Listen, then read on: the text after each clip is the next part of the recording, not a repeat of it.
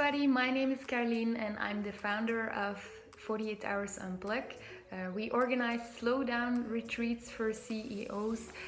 Today I got the honor to interview Mo Gawdat, who was the Chief Business Officer of Google X and who is also the author of Solve for Happy, a very good book on happiness, which I would like to recommend to all of you.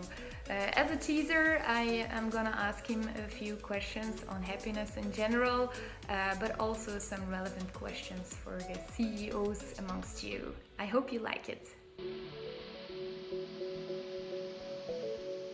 What, according to you, will distinguish great from good business leaders going forward?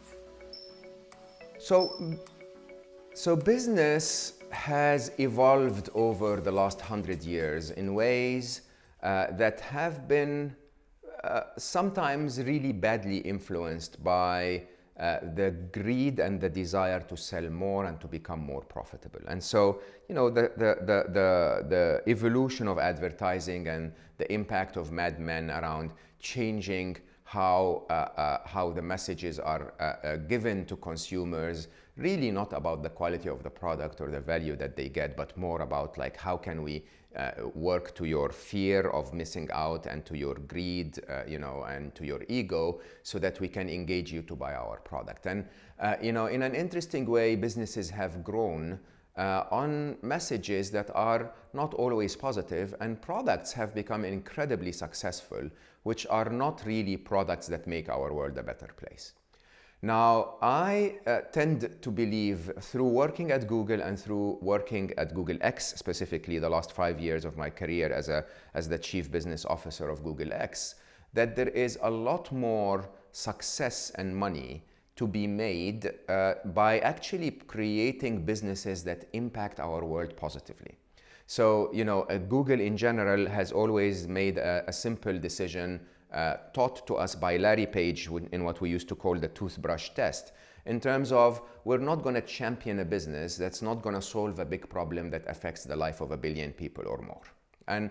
And so, maybe 1 billion people is Google's scale, but every business can actually make similar statements and say, within my community, within my country, within my village, within my scope of business, I can actually champion a problem. And if I manage to solve that problem so well that people like my solution and use it twice a day like they use a toothbrush, then I'm bound to make a lot of money.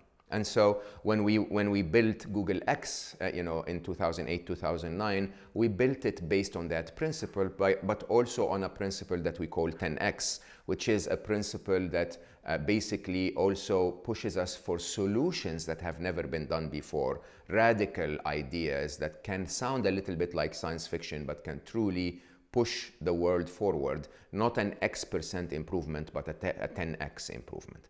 Now, that is not, again, out of the kindness of our heart. Larry is a wonderful person who truly wants to make the world a better place. Sergey is a wonderful person who wants to make the world a better place. But they're also intelligent, they're geniuses in a way, because they realize that this truly is what made Google what Google is today. Now, Google is by far one of the top 2 companies in the world in terms of size and contribution and impact and so on. It's also, if you want to think about it, the largest NGO on the face of the planet. At least search is the largest non-profit business, because search itself loses money. It's ads that make the money. And so, if you really think about how search is given to people for free, that every piece of information you've ever looked for is now at your fingertips for free, you start to realize that this approach to let me solve a big problem can be rewarded very, very, very handsomely. So in my 5 years as a Chief Business Officer of Google X, we were looking for problems that affect humanity at a scale of 1 billion people or more. And believe it or not, we found 3 to 4 problems a week that were worth working on. Our world is full of problems.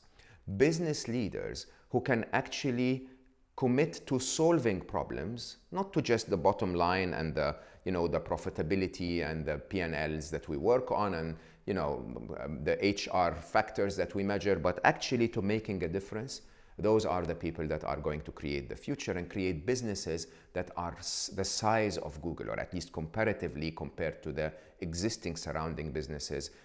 You know, they will create incredibly large, incredibly successful, incredibly appreciated businesses that people depend on and cannot do without. The way to do that has always been to hire incredible people.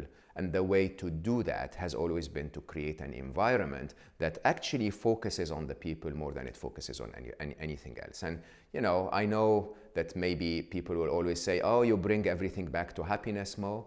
Yeah, because at the end of the day, why would anyone work for you if they're unhappy?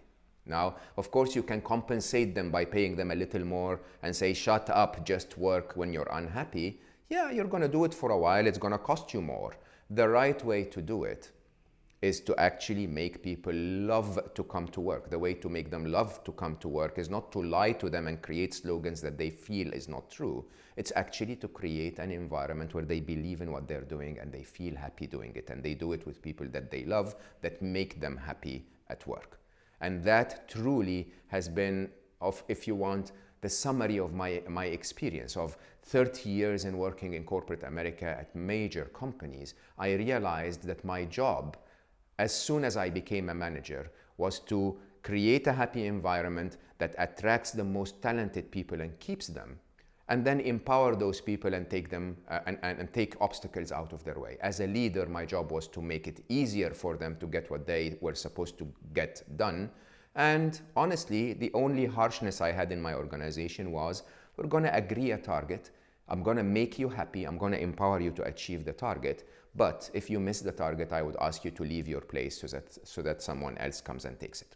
Now, when people were happy doing what they're doing, they really wanted to stay. And so accordingly, they achieved every single target. I've never missed a target in my entire 30 years of work, because simply I could manage to create purposeful, happy environment where the best came to work and stayed.